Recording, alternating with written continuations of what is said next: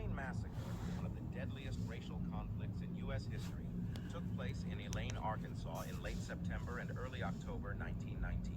It was a direct result of black sharecroppers organizing to demand fairer compensation for their cotton crops, which led to a violent backlash from white landowners and local authorities. This massacre occurred during the Red Summer of 1919, a period marked by numerous violent race riots and attacks on black communities across the United States. Background: Elaine, located in Phillips County, Arkansas, was predominantly an agricultural area, and its economy depended heavily on cotton farming. Many black residents in the region were sharecroppers, a system that kept them in a state of perpetual debt and poverty.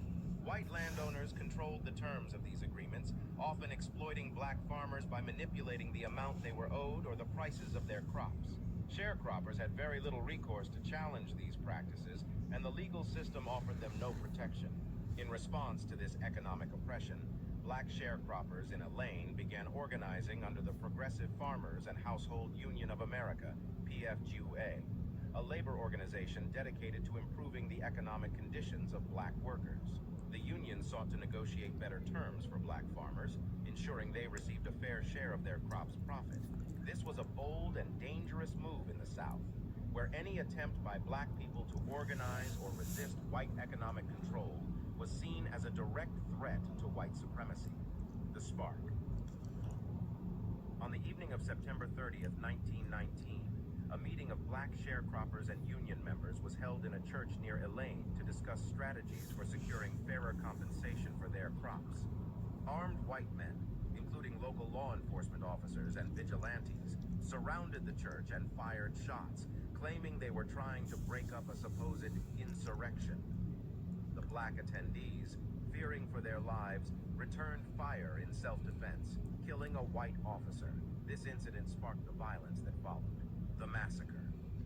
The news of the white officer's death spread rapidly, inflaming racial tensions in the already hostile environment of post-Paulus, World War I America, where fears of black uprisings and communist influence were high. White mobs, including local citizens and law enforcement officers, began attacking black residents in Elaine and the surrounding areas. Some accounts suggest that the white mob included hundreds, even up to 1,000 people, many of whom were deputized by local authorities. The white mobs went on a killing spree, attacking any black person they encountered. Black homes were burned, people were lynched, and innocent men, women, and children were murdered in cold blood. Reports suggest that anywhere from 100 to 300 black people were killed during the massacre, though the exact number remains unclear due to the cover-up and lack of proper documentation. The Arkansas governor called in federal troops under the pretense of quelling a black insurrection. However, when the troops arrived, they participated in the violence, rounding up black residents and shooting some on sight. Thousands of black residents were displaced, and the land they owned or worked on was often seized by white landowners. Aftermath and legal fallout. In the aftermath of the massacre, black survivors were rounded up, many of them falsely accused of planning a rebellion. 12 black men, known as the Elaine 12, were quickly tried and sentenced to death for allegedly being part of a conspiracy to kill white people. Their trials were rushed, and they were convicted with little to no evidence. These men were represented by incompetent or reluctant legal counsel, and their convictions were largely based on coerced confessions extracted under duress. The trials and sentences drew the attention of civil rights groups like the NAACP, which launched legal challenges against the convictions.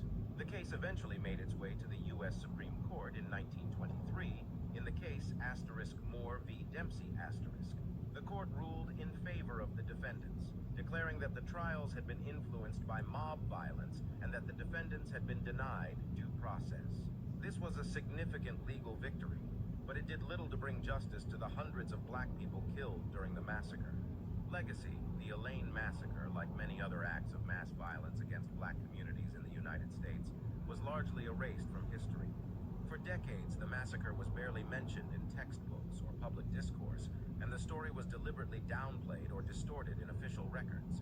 The black sharecroppers who fought for their rights were depicted as dangerous insurrectionists, while the white mobs were often portrayed as protectors of law and order. Today, efforts are being made to uncover the full truth about the Elaine Massacre and to commemorate the lives lost during this tragic event. In recent years, historians historians and activists have worked to bring attention to this dark chapter in American history, emphasizing its significance in the broader context of racial violence and the fight for black civil rights.